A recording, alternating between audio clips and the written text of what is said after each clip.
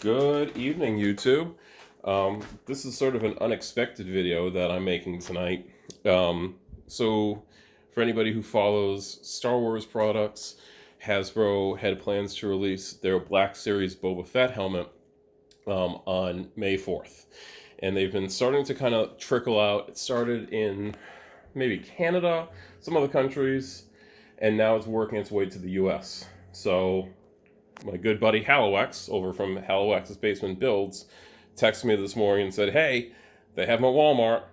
So got up, got ready, and made a practically illegal trip over to grab one of these helmets. I did have it pre-ordered from Hasbro Pulse, but they weren't going to be shipping it till at least the beginning of May. So when it came up for purchase today, I said, nope, I want it. I've been seeing videos and figured now is as good a time as any. So I just wanted to do a quick video on it to show how it looks. And I'm also going to compare it to some other helmets, which I don't think I've seen anybody do yet. So hopefully that'll give you an idea of exactly the type of job that Hasbro did on it.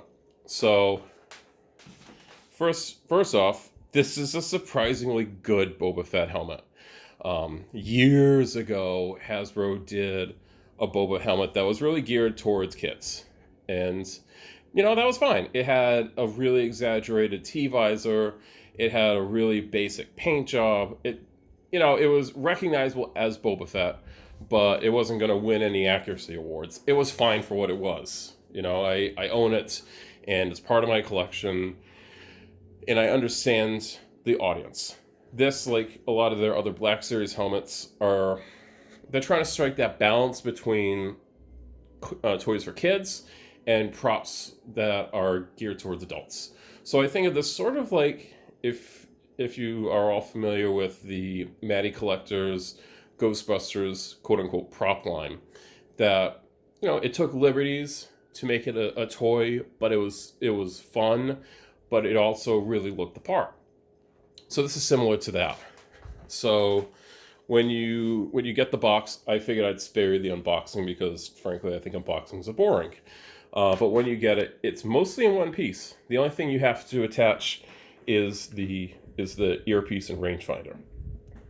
So that surprised me. Like their first one, the Kylo Ren helmet from back in like 2015, 2016, that was in a few parts, and you had to assemble it.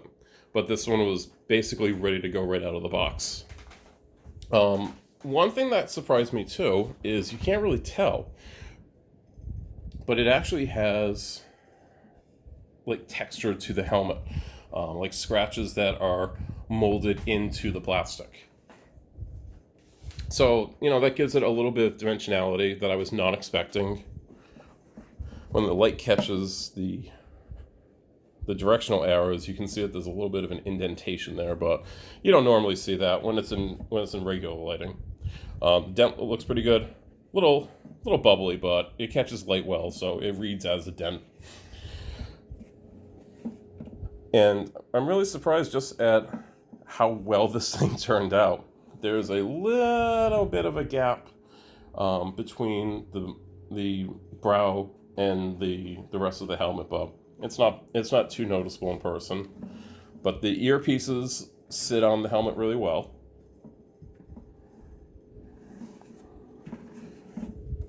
It is missing the calculator board that's supposed to sit in the back. I think it's the MQ1 model. There's something there. That's the other side of the helmet interior, which just kind of from this side, it just looks like some grating. But it's not a big detail, and the majority of people probably won't even notice it. One thing that actually really surprised me, the board and connector here is actually metal. I just assumed that was going to be painted plastic like the ear cap, but that actually appears to be some kind of metal. The inside is cool. It's sculpted, but it's not really painted. So, if you're bored, you can paint it up, but it's fine for what it is. Nobody's really going to see the inside. The blocks there are sort of like a hollow feeling foam.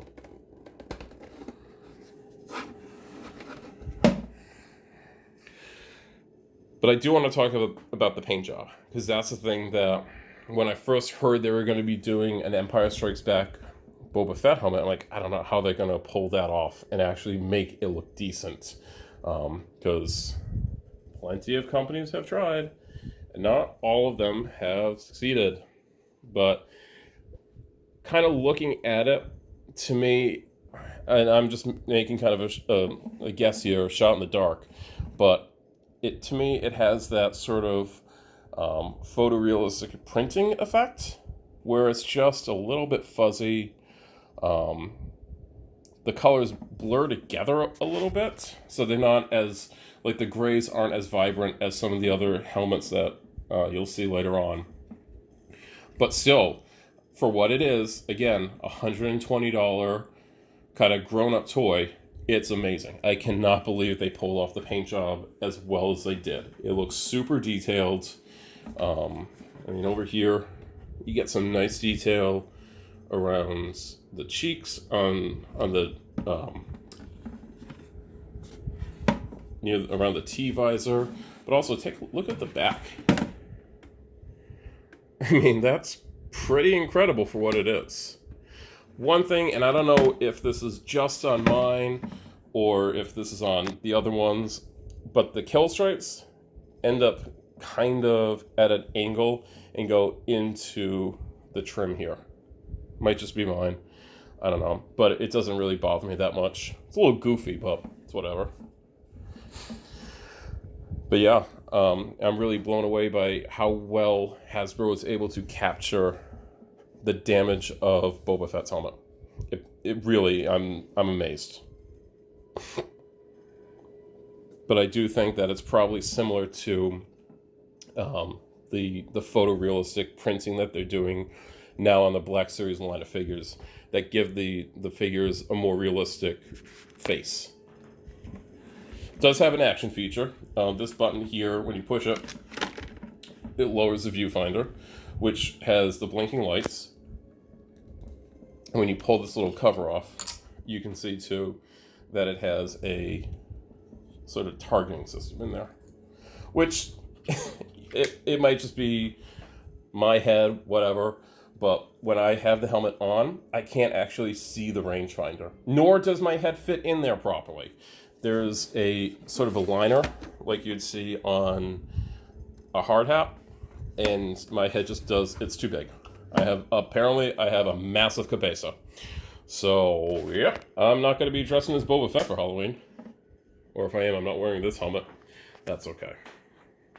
Alright, I'm going to pause the video for just a moment, and I'm going to get the other helmet set up. Alright, first off, here's a comparison to the EFX Boba Fett helmet that was released recently.